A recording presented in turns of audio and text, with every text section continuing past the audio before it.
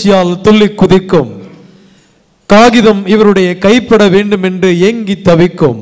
ஆம், பல்வேறு புத்தகங்களின் ஆசிரியரும் மாற்று சிந்தனைகளை மக்கள் மனதிலே பதித்தவரும் நம் திரு அவைக்கு கிடைத்த மாபெரும் பொக்கிஷமான முதுமுனைவர் ஃபெலிக்ஸ் வில்ஃப்ரெட் அவர்களை தன் அரிய சிந்தனைகளை எழுத்து வடிவமாக்கி முனைவர் செபாஸ்டியன் எஸ் அவர்களை தல திரு அவையில் கிறிஸ்தவ ஒன்றிப்பு என்ற புத்தகத்தையும் முனைவர் ஆர்.கே. சாமி அவர்கள் தொகுத்த திருத்தலங்கள் பற்றிய ஆய்வு கட்டுரைகள் அடங்கிய shrines well springs of salvation என்ற புத்தகத்தை வெளியிட்டு then Bishop of Tanjavur, Bishop Sayaraj on the stage, and Bishop Amarthasamy of Kumbakonam, and then Bishop Peter Remigius of Kotar.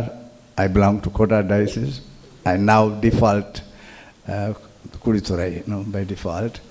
Bishop Ivan Ambrose, a great friend from the time he was in charge of Caritas India, and Bishop Anandam, my dear former student, and Bishop Rayappa of Salem.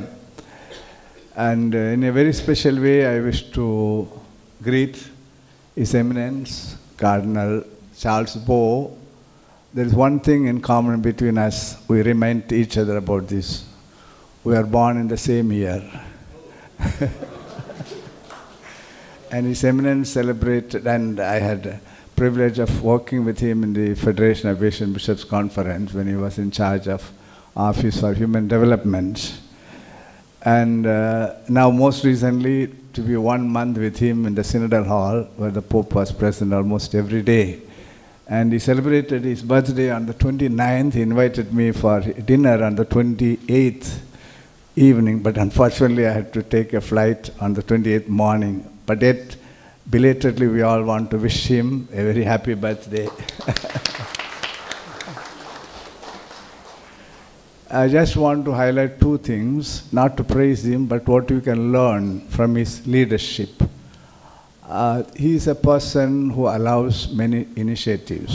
Let 1,000 flowers bloom. That was his practically allows things. The freedom he gives so that the church renews itself, imagines two things, because the Acts of the Apostles says we must imagine.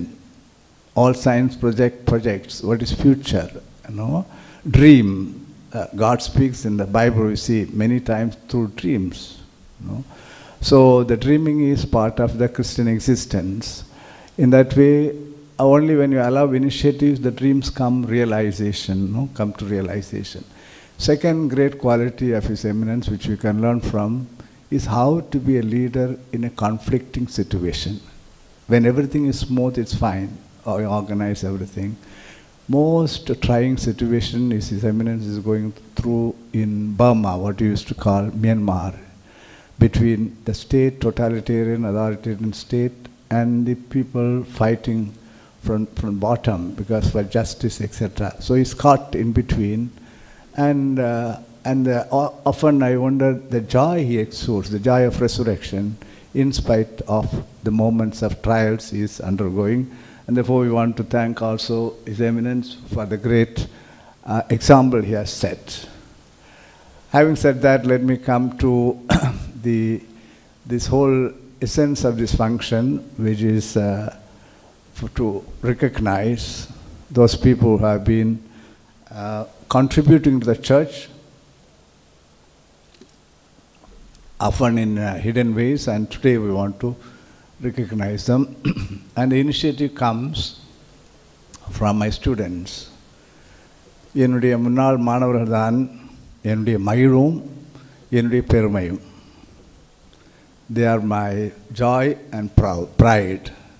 And this whole thing was imagined by my former students, starting from Bishop Sayaraj, the new Bishop of Tanjavur, who is in the forefront and supporting this initiative and giving also a good example of how to encourage. And also recognize Bishop Anandam, also who has been cooperating in this in a very special ways Father R.K. Sami seated. He is the brain behind. Since many months he has been planning it. And Monsignor Antoine, the Vicar General of Tiruchirappalli. And then we have Father A.L. Sebastian, then Father Elphinstone, Father Nitya Sahayam, and several others. So this band of my students thought of this, and it's so joyful that they brought this to this. இதை நினைக்கும் போது எனக்கு தமிழ் புலவர் ஒருவர் கூறிய வார்த்தைகள் எனக்கு நினைவுக்கு வருகின்றன. தென்னையை பற்றி பேசுகின்றார். தென்னை மரமானது அதை பற்றி பேசும்போது என்ன சொல்கின்றார் என்றால், தாளால் தான் கொண்ட நீரை தலையால் தான் தருவதால். அதாவது காலிலே பெற்றுக்கொண்ட தண்ணீரை தலையால் தான் கொடுக்கிறது. பயிற்சி காலத்திலே அவர்கள் பெற்றுக்கொண்ட எல்லாவற்றையும் இந்த மாணவர்கள், அருமையான மாணவர்கள், இன்று அவர்கள் தலையாலே கொடுக்கின்றார்கள். கனி கொடுக்கின்றார்கள், இளநியை கொடுக்கின்றார்கள். எனவே ஒரு மகிழ்வான ஒரு முயற்சி என்று சொல்லி அவர்களை பாராட்டுகின்றேன். அனைவரையும் அடுத்தபடியாக இந்த 2 நூட்களை கொஞ்சம் குறுகிய வார்த்தைகளிலே சொல்லி இதை வெளியிட விரும்புகின்றேன். முதலாக இந்த நிகழ்ச்சியை மிகவும் முன்னின்று செயல்படுத்திய ஏற்பாடுகள் செய்த ஆர்.கே. சாமி அவர்களுடைய தொகுப்பு நூல் shrines the well spring of salvation. அது எனக்கு மிகவும் பிடித்த ஒரு தலைப்பு. ஒரு என்ன சொல்கிறது, ஒரு கவிதை மயமான ஒரு தலைப்பு. ஊற்றுக்கண்கள், மீட்பினுடைய ஊற்றுக்கண்கள். மீட்பு என்றால் மீட்பு ஏதோ நம்ம நினைக்கிறோம். ஆனால் ஆட நாம் சிந்தித்தால், விவிலியத்தை நாம் நோக்கினால், நிறைவாழ்வு தான் மீட்பு. நிறைவாழ்வு. நிறைவாழ்வு என்பது உடலை சார்ந்தது, உள்ளத்தை சார்ந்தது. உடலும் உள்ளமும் முழுமையாக, நிறைவாக, சுகமாக இருக்கக்கூடிய நிலைதான் மீட்பு. அந்த முறையிலே இந்த திருத்தலங்களானது மீட்பின் ஊற்றுக்கண்களாக இருக்கின்றதான் இதனுடைய கருப்பொருள். பல ஆய்வுக்கட்டுரைகளை ஒன்றாக இணைத்து அருமையான ஒரு முன்னுரையோடு இதை வெளியிட்டிருக்கின்றார். இதில் குறிப்பாக 2 கருத்துக்களை நான் முன்வைக்க வேண்டும். அதை ஆர்.கே. சாமி சொல்கின்றார். ஒன்று, அதாவது shrines are significant roles they play in faith formation. மறைக்கல்வி என்பது ஞாயிற்றுக்கிழமையோடு முடிகிறதல்ல, வாழ்வு முழுவதும் நடக்க வேண்டிய ஒன்று. எனவே சில பாடங்களை மனப்பாடமாக கற்றுக்கொள்வதோடு மறைக்கல்வி நின்றுவிடக்கூடாது. வாழ்வு முழுவதும் விசுவாசமானது ஆழப்படுத்த வேண்டும் என்றால் தொடர் பயிற்சி வேண்டும். இதிலே முக்கியமாக இந்த திருத்தலங்கள் மக்கள் வருகின்றார்கள், இங்கே நிறைவேற்ற மற்றவர்களுடைய விசுவாசத்திலிருந்து தன்னுடைய விசுவாசத்தை அவர் ஆழப்படுத்துவதற்கு கற்றுக்கொள்கின்றார்கள். எனவே உண்மையிலேயே இது மறைக்கல்விக்கு ஒரு முக்கியமான தலமாக இருக்கின்றது. குறிப்பாக நம்முடைய இந்த பெரிய திருத்தலமான இந்த வேளாங்கண்ணி மறைக்கல்விக்கு ஒரு முக்கியமான இடமாக இருக்கின்றது. இன்னொன்று, அடிக்கோடு காட்ட வேண்டிய ஒன்று, அதாவது shrines and pilgrimages are the abbreviation of God's word in rest to our care. இறைவார்த்தை நாம் பல முறையில் கேட்கின்றோம், திருவழிபாடு வழியாக என்றும். ஆனால் குறுகிய சொற்றொடரில் தி சிந்தசிஸ், குறுகியதாக நாம் இறைவார்த்தையை புரிந்து கொள்ளக்கூடிய ஒரு தளமாக இந்த திருத்தலங்கள் அமைகின்றன. எனவே இது போன்ற நிறைய கருத்துக்களை உள்ளடக்கிய இந்த அருமையான நூலை வெளியிடுவதில் மிகவும் மகிழ்ச்சி அடைகின்றேன்.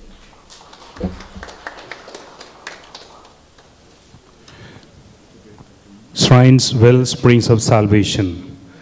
இதன் முதல் புத்தகத்தை பெற்றுக்கொள்ள His Eminence Cardinal Charles Poe அவர்கள் அன்போடு அளிக்கிறோம். முதுமுனைவர் ஃபெலிக்ஸ் வில்ஃபர் அவர்கள் வெளியிட அதன் முதல் பிரதியை His Eminence Cardinal Charles Poe will receive the first copy.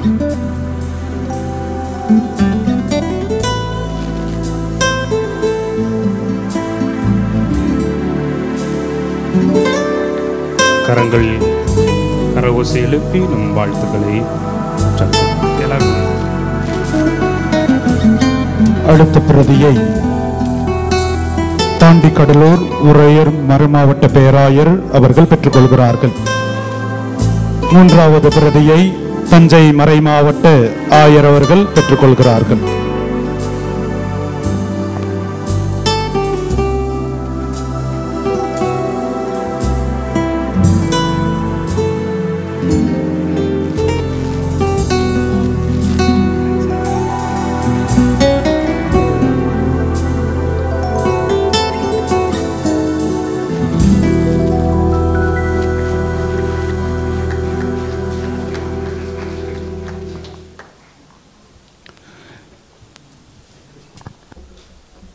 அடுத்த நூல் அருள் பணியாளர் செபஸ்தியான், கரம்பை செபஸ்தியான் அவர்கள் வெளியிட்ட நூல் தல திரு அவையில் கிறிஸ்தவ ஒன்றிப்பு, அருள் அடையாளங்கள், புனித மரியாள், புனிதர்கள் வணக்கம், செயல்பாடுகள் இந்த தலைப்பிலே எழுதியிருக்கிறார்கள். அவர் ஒரு திருச்சபை சட்ட வல்லுனர், சீரிய சிந்தனையாளர்.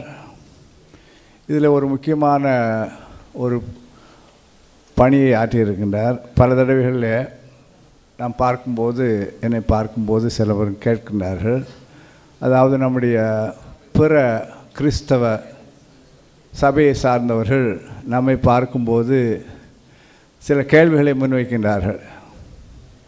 அதாவது மரியாளை பற்றி ஏன் இவ்வளவு தூரம் நீங்கள் பெருமையாக பேசுகின்றீர்கள், மரியாள் வணக்கம், அப்புறம் நற்கருணை பற்றி, திருத்தந்தை பற்றி, இதெல்லாம் ஒரு சர்ச்சைக்கான விஷயங்களாக காணப்படுகின்றன. உண்மைதான். ஏனென்றால் திருத்தந்தையின் சங்கத்திற்கு பிறகு கிறிஸ்தவ சமயத்தில் பிளவு ஏற்பட்ட பொழுது இந்த விவாத பொருளாக மாறியவை முக்கியமான மூன்று. ஒன்று மரியாளை பற்றி, இந்த லூத்தர் இவர்கள்லாம் அதை ஏற்றுக்கொள்ளவில்லை. 2 நற்கருணையை பற்றி, அது வெறும் ஒரு உணவு தானே அன்றி அது பலி அல்ல என்று வாதிட்டார்கள். அதே போல் திருத்தந்தைக்கு இந்த முக்கிய இடம் கொடுக்கக்கூடாது என்று. எனவே அந்த 16ஆம் நூற்றாண்டிலிருந்து ஏனைய சபைகள் இதை ஒரு விவாத பொருளாகவும், இதை ஒரு வகையில் கத்தோலிக்கர்கள் தவறி நடக்கின்றார்கள் என்ற முறையிலே பேசுகின்றார்கள். எனவே இன்றைக்கும் நம்ம இந்த குரலை நாம் கேட்கின்றோம். ஆனால் தந்தை கரம்பை செபஸ்தியான் இந்த விவாதத்திற்குள் நுழையாமல் வேறு அணுகுமுறையை கையாண்டுள்ளார்.